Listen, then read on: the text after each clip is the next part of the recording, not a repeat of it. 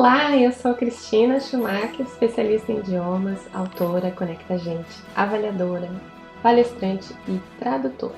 Este é mais um vídeo da série Removendo Barreiras, vídeos bilíngues que discutem todas as nossas dores e dificuldades para aprender inglês. Neste vídeo eu vou tratar do nosso medo de ser ridículo. E fique ligado porque no final do vídeo eu tenho uma surpresa para você. O próprio vídeo já é um material útil por causa das legendas em português e do script que você pode baixar. I start talking and then I stop because I fear making a fool of myself.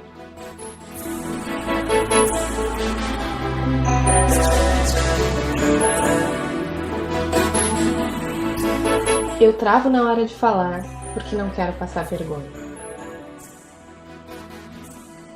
This is something that happens to so many of us, and it is understandable.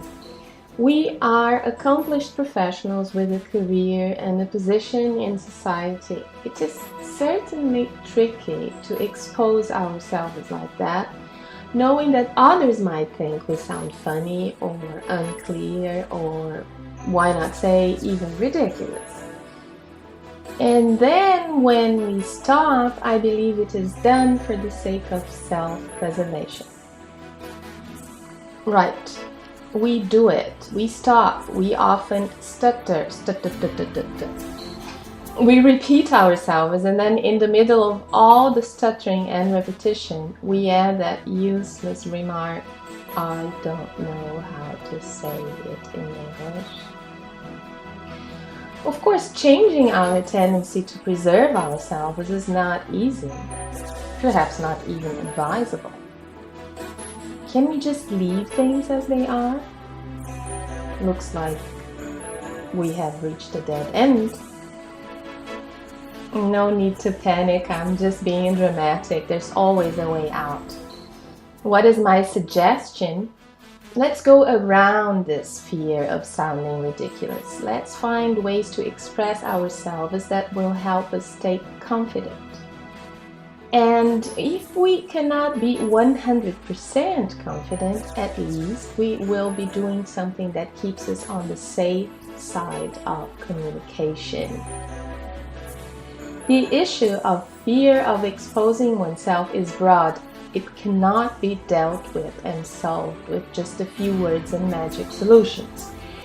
But there is something that we can do to objectively mitigate the number of misunderstandings that international communication can entail. What it is? Simply check if what you're trying to say is indeed what is being understood. Or, the other way around, if what people tell you is being properly interpreted. It is as simple as that. Sentences like, let me see if I got that right, followed by your interpretation of what you heard, can do great service to streamline communication. You can find ways to always check that the communication is flowing in the right direction. And for that, you need to be able to spot what is essential. Which words carry the keys to what is being said? Am I really familiar with them? If they are words you hear. And am I expressing myself clearly enough? If they are concepts that you bring to the conversation. There's nothing wrong in pausing to assure mutual understanding. In fact, it is so essential that it should be done in one's mother tongue as well.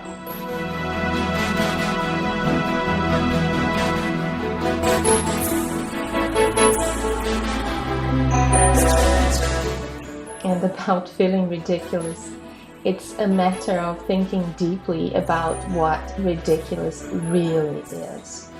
And I am sure that facing a challenge will not be among its definitions.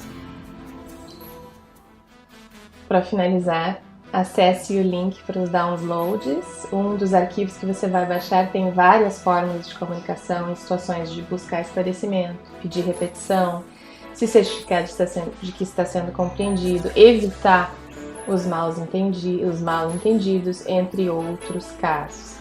Se você quiser assistir a novos vídeos como esse toda semana e receber materiais de estudo e aprimoramento, me adicione nas suas redes sociais, no Facebook, YouTube e LinkedIn. Você vai me encontrar indo até meu site, cristinaschumacher.com, e rolando a tela até o final. Lá estão os links para todas as minhas redes sociais. Pode também clicar aqui nessa tela em algum lugar, dependendo de onde está assistindo o vídeo, tem um link que leva para lá. Obrigada a você por me assistir, por participar desse projeto de remover barreiras para aprender, falar, se comunicar em inglês, e até a próxima.